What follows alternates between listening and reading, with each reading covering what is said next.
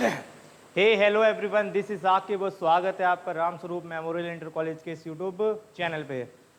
साथियों, जैसे कि हम लोगों को पता है कि हम लोग पढ़ रहे थे चैप्टर इलेक्ट्रोकेमिस्ट्री, और इलेक्ट्रोकेमिस्ट्री में हम लोगों ने फैराडेज लॉ पे हम लोग बात करने जा रहे थे, लेकिन वो उस दिन केवल वैद्युत अपघटन यानी कि इलेक्ट्रोलिसिस के बारे में बात कर ली थी, एक फैराडे की परिभाषा के बारे में बात कर ली थी। उसके बाद मैंने कुछ न्यूमेरिकल्स भी करा दिए थे।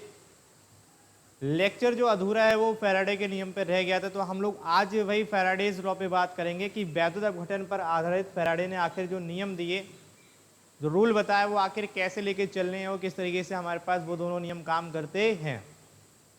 तो चलिए हम लोग करते हैं स्टार्टिंग और बात करेंगे हम लोग फैराडे के नियम पे। फैराडे के नियम क्या है, इसमें जो मैं पढ़ा चुका हूँ अभी तक। इलेक्ट्रोकेमिस्ट्री में हम लोगों ने स्टार्ट किया था, मैंने आपको चालक पदार्थ पढ़ा दिए, चालकता पढ़ा दिए, सभी प्रकार की जो भी मोलर चालकता, विशिष्ट चालकता और तुल्यांक की चालकता की, वो भी मैंने आपको क्या करा दिया, डिस्कस करा दिया।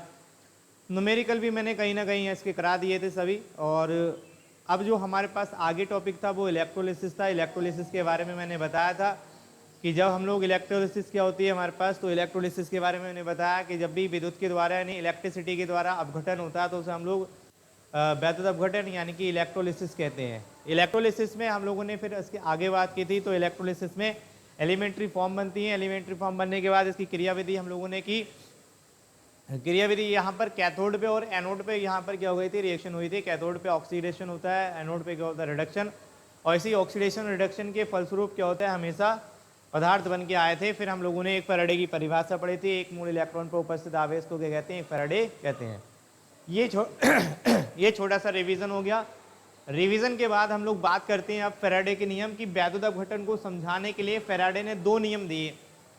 पहला नियम यानी फर्स्ट लॉ, और दूसरा है हमारे पास सेकंड लॉ। इसके कोई नाम नहीं रखे उसने, प्रथम और द्वितीय नियम करके इसके नाम रखे।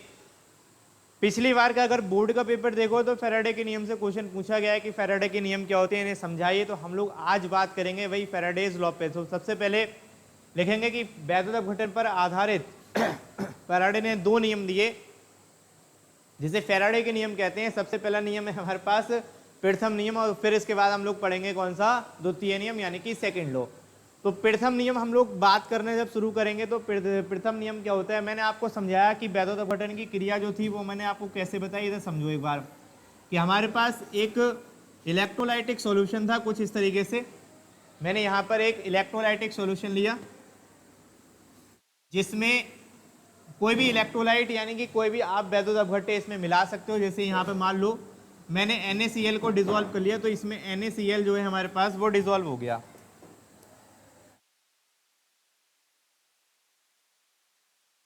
NaCl इसमें क्या हो जाता है, डिसॉल्व, यानी कि मैंने NaCl को इसमें डिसॉल्व कर लिया और इसमें मैंने लगाया यहाँ पर दो इलेक्ट्रोड। ठीक, ये दो इलेक्ट्रोड्स मैंने लगा दिए, और इन दोनों इलेक्ट्रोड्स को मैं जैसे ही एक बैटरी के द्वारा जोड़ूंगा, यानी मैंने एक यहाँ पर लगा दी बैटरी, जिसमें एक सिरा कैसा होगा हमारे पास पॉजिटिव और एक सिरा कैसा होगा निगेटिव। तो ये पॉजिटिव सिरा है यानी कि बड़ा वाला सिरा, और ये नेगेटिव सिरा है छोटा वाला। ये भी हम लोग इस चैप्टर में सीखेंगे कि आखिर बड़े वाले सिरे को हम लोग पॉजिटिव और छोटे वाले सिरे को नेगेटिव क्यों दिखाते हैं, इसके बारे में भी आपको बताया जाएगा। लेकिन अभी हम लोग सेल पे थोड़ा सा बात करते हैं कि सेल आखिर, और सेल के आधार पे ये वैद्युत अपघटन की क्रिया कैसे होती है। ठीक है, तो ये NaCl है। जैसे ही मैंने इसको जोड़ा यहाँ पर, तो पता है कि हमारे पास यहाँ पे ये प्लस हो जाएगा, और जैसे ही इसको जोड़ा जाएगा तो यहाँ पर ये सिरा इसको क्या कर देगा, माइनस कर देगा। ये NaCl यानी कि ये कौन सी स्टेट में है, तो मोल्टन स्टेट में नहीं, गलित अवस्था में है। तो एक गलित अवस्था में है यानी कि कोई हम लोगों ने इसका सॉल्यूशन बना लिया है, तो ये गलित NaCl है। गलित NaCl जैसे ही आप इसमें मिलाएंगे तो ये Na प्लस हो जाएगा, और Cl पे क्या आएगा, माइनस। जो Cl है वो भागेगा यहाँ पर प्लस वाले की तरफ, यानी माइनस है, और ये प्लस वाला भागेगा कहाँ पर, माइनस वाले की तरफ। जैसे ही यहाँ पर जाएगा तो Cl इस एनोड से क्या करेगा, इलेक्ट्रॉन दे देगा, और यहाँ पर एनोड पे जब ये इलेक्ट्रॉन देगा तो इसका रिडक्शन हो जाएगा, और जब इसका रिडक्शन होगा तो फिर हम कह सकते हैं रिडक्शन के फलस्वरूप यहाँ पर क्लोरीन गैस बनेगी। इसकी जब रिएक्शन आप लोग कराएंगे तो यहाँ पर कैथोड एनोड की रिएक्शन मैंने आपको बताई थी कि यहाँ पर अगर हम लोग इसको लेके चलें तो यहाँ मैकेनिज्म अगर हम यहाँ करना चाहें तो यहाँ देख लीजिए। एक हमारे पास कैथोड है और एक हमारे पास क्या है, एनोड। तो कैथोड जो होता है हमारे पास वो अभी माइनस बना रहे हैं क्योंकि हम वैद्युत अपघटनी सेल को लेके चल रहे हैं, बाकी हम लोग अभी समझेंगे इसके आगे कि कौन कब प्लस होता है कब माइनस। तो ये कैथोड है, कैथोड यानी कि माइनस है, माइनस है तो इसके ऊपर कौन अटैक करने आएगा, प्लस। तो यहाँ पर Na जब आएगा Na को क्या चाहिए, इलेक्ट्रॉन। जैसे ही Na को इलेक्ट्रॉन यहाँ से ये इसको इलेक्ट्रॉन देगा, Na को जब ये इलेक्ट्रॉन मिलेगा यानी Na एक इलेक्ट्रॉन क्या कर लेगा, गेन करेगा। जैसे ये इलेक्ट्रॉन गेन करेगा तो सोडियम यहाँ पर क्या बना देगा, एक सोडियम धातु बना देगा। यानी ये आयन था, आयन की फॉर्म में अब ये क्या हो गया हमारे पास, सोडियम मेटल में बदल जाएगा। सोडियम मेटल में बदलने के बाद यहाँ पर एक इलेक्ट्रॉन इसने गेन कर लिया। फॉर एग्जाम्पल ऐसे यहाँ पर Cl हुआ, Cl जब माइनस की फॉर्म में आएगा तो माइनस की फॉर्म में आने से क्या होगा, यहाँ पर ये Cl एक माइनस में दो इलेक्ट्रॉन्स होते हैं, ये दोनों इलेक्ट्रॉन्स क्या होंगे, एक Cl का एक किसका है, Na का है। तो Cl से क्या करेगा, एनोड एक इलेक्ट्रॉन खींचेगा। जब एक इलेक्ट्रॉन यहाँ से खींचा जाएगा तो ये इलेक्ट्रॉन इससे खींच लेगा, यानी यहाँ से एक इलेक्ट्रॉन माइनस हो जाएगा। और जैसे एक इलेक्ट्रॉन माइनस होगा तो यहाँ पर बनेगा Cl डॉट, यानी अब इस पर कोई आवेश नहीं है, फ्री स्टेट में हमारे पास Cl डॉट बनाएगा। ऐसे ही अब ये दूसरा Na आएगा तो यहाँ पर ये दो सोडियम बन जाएंगे, दो इलेक्ट्रॉन गेन करेगा और यहाँ पर दो सोडियम बना देगा।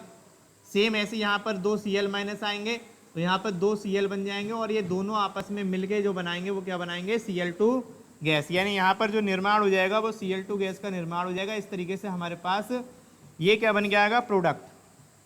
ये चीज़ मैं तुम्हें पहले भी बता चुका हूँ कि इलेक्ट्रोलिसिस के दौरान हमेशा क्या होता है, इसी कैथोड एनोड पर रिडक्शन ऑक्सीडेशन के फलस्वरूप क्या होते हैं, हमारे पास पदार्थों की इन एलिमेंट्री फॉर्म का निर्माण होता है।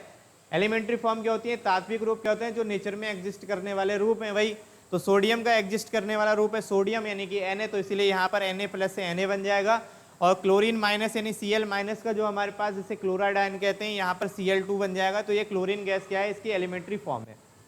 तो ये जो थी वो वैद्युत अपघटन की क्रिया थी। अब ये इसी को समझाया कि ये जो बन रहे हैं कैथोड एनोड यानी इलेक्ट्रोड से, तो इन इलेक्ट्रोड पे बनने वाली जो पदार्थ की मात्रा है ये किस पे डिपेंड कर रही है, इसमें पाए जाने वाले आवेश पर। यानी जितना आवेश हम फ्लो कराएंगे उतना ज्यादा क्या बनेगा, यहाँ पे पदार्थ का निर्माण होगा।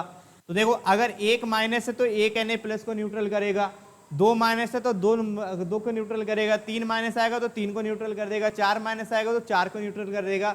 कहने का मतलब है कि जितना माइनस का आवेश होगा उतना ही प्लस क्या हो जाएगा, न्यूट्रल, यानी उतना ही ज्यादा क्या बन जाएगा, पदार्थ की मात्रा। किस पे बनेगी, ये कैथोड पे। एनोड का देखो जितना प्लस होगा उतना ही क्या करेगा, इलेक्ट्रॉन खींचेगा। अगर एक प्लस है तो एक इलेक्ट्रॉन खींच लेगा, उससे दो प्लस है तो दो इलेक्ट्रॉन खींच लेगा, उससे तीन प्लस है तो तीन इलेक्ट्रॉन खींच लेगा, उससे चार प्लस है तो चार इलेक्ट्रॉन। यहाँ भी केस क्या बन रहा है कि जितना ज्यादा माइनस का यानी जितना ज्यादा ये वाला प्लस का आवेश यहाँ पर उपस्थित होगा एनोड पे, उतना ज्यादा जो होगा हमारे पास वो Cl क्या हो जाएगा, न्यूट्रल हो जाएगा। इसका मतलब है कि जो मात्रा है, ये जो पदार्थ की मात्रा है वो निर्भर कर किस पे कर रही है, इन इलेक्ट्रोड पे पाए जाने वाले आवेश पे। अगर ये आवेश की मात्रा कम है तो पदार्थ की मात्रा भी कम बनेगी, और आवेश की मात्रा ज्यादा है तो पदार्थ की मात्रा भी क्या बनेगी, ज्यादा बनेगी। और अगर ये ज्यादा बनेगी तो हम कह सकते हैं कि यहाँ पर इलेक्ट्रोड पे बनने वाली पदार्थ की मात्रा जिसे निक्षेपित होने वाली मात्रा भी कहते हैं। यानी हम यहाँ कह सकते हैं कि जो हमारे पास बनने वाली पदार्थ की मात्रा जो है, तो यहाँ पर पदार्थ की मात्रा वो समानुपाती होती है उसमें प्रवाहित आवेश के, किसमें, इलेक्ट्रोड में प्रवाहित आवेश की क्या होती है, अनुत्क्रमानुपाती होते हैं। यानी फैराडे के प्रथम नियम के अनुसार इलेक्ट्रोड पे बनने वाली पदार्थ की मात्रा, ये मात्रा किस पे बन रही है, इलेक्ट्रोड पे, तो इलेक्ट्रोड पे बनने वाली पदार्थ की मात्रा इन इलेक्ट्रोड में प्रवाहित आवेश के अनुत्क्रमानुपाती होती है। अर्थात प्रवाहित यानी बनने वाली पदार्थ की मात्रा को हमने W से लिख लिया, और जो हमारे पास ये समानुपाती का निशान ऐसे रहेगा, प्रवाहित आवेश को यहाँ पर Q से लिख रहे हैं। आप स्मॉल क्यूब का भी यूज कर सकते हो, मैंने यहाँ पर कैपिटल Q का यूज कर लिया है, सही है। तो यहाँ पर नियम क्या है कि प्रथम नियम के अनुसार क्या होता है, वैद्युत अपघटन के दौरान क्रिया कौन सी चल रही है, वैद्युत अपघटन, इलेक्ट्रोलिसिस। तो इलेक्ट्रोलिसिस के दौरान, वैद्युत अपघटन के दौरान इलेक्ट्रोड पर बनने वाली पदार्थ की मात्रा, इलेक्ट्रोड पर बनने वाली पदार्थ की मात्रा जो होती है उसमें प्रवाहित आवेश के अनुक्रमानुपाती होते हैं। अर्थात W समानुपाती क्या हो जाएगा, Q हो जाएगा।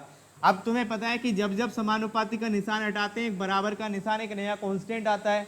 अब वो कांस्टेंट क्या है हमारे पास, तो बराबर का निशान आ जाएगा, एक नया कांस्टेंट आ जाएगा Z इंटू ऐसे रहेगा हमारे पास, और ये Q भी ऐसे का ऐसे ही।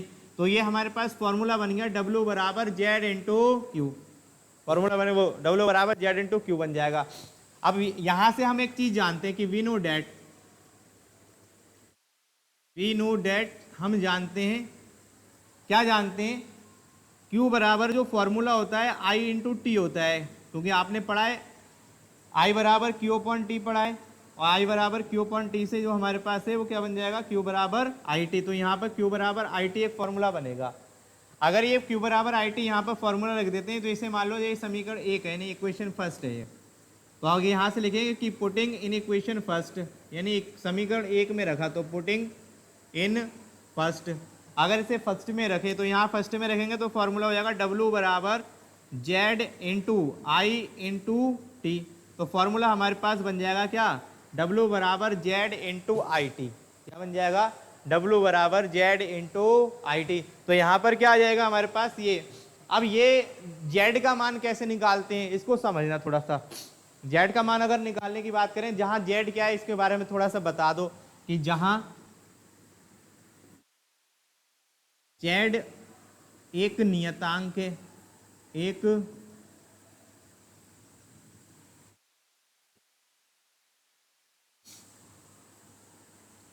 जहां जेड एक नियतांक है, जैसे वैद्युत रासायनिक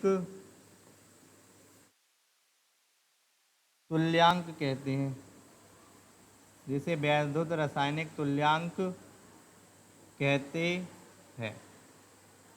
ठीक, तो जहां जेड क्या है एक नियतांक है जिसे क्या कहते हैं, वैद्युत रासायनिक तुल्यांक कहते हैं। तो ये जो हमारे पास फॉर्मूला बनेगा, यहाँ से एक फॉर्मूला बनेगा W बराबर जेड इंटू आई टी, और एक फॉर्मूला बनेगा W बराबर जेड इंटू क्यू।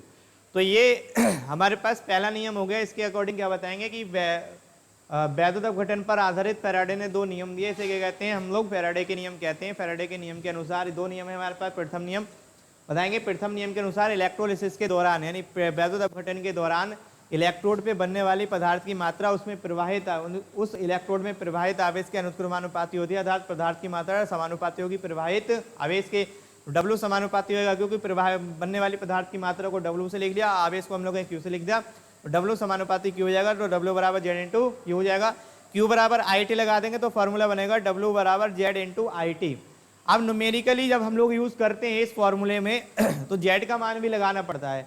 कभी कभी जेड का मान दिया होता है तो कभी कभी जेड का मान नहीं दिया होता है, और जब जेड का मान नहीं देगा तो हम जेड का मान कैसे यूज करेंगे उसको समझना है। ठीक है, इसको मैं थोड़ा सा ऊपर, या इसको थोड़ा ऊपर बढ़ाते हैं।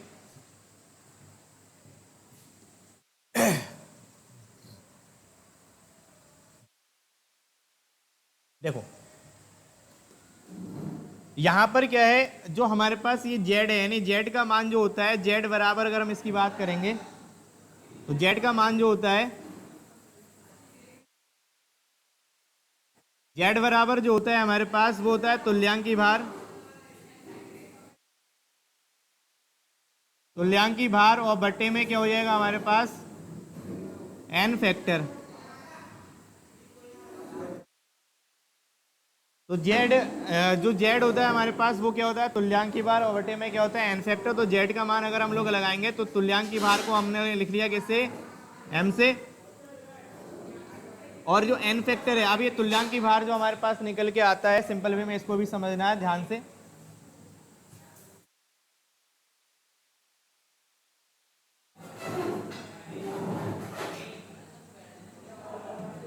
जेड का मान जो होता है हमारे पास, जेड बराबर फॉर्मूला बनता है एम अपॉन एन एफ। अभी ये डायरेक्ट लिख लो, तो जेड बराबर एम अपॉन एन एफ होता है। जब इसका हम लोग यहाँ पर फॉर्मूले में रखेंगे, यानी समीकरण, इसे मान लो 2, समीकरण 2 में रखा,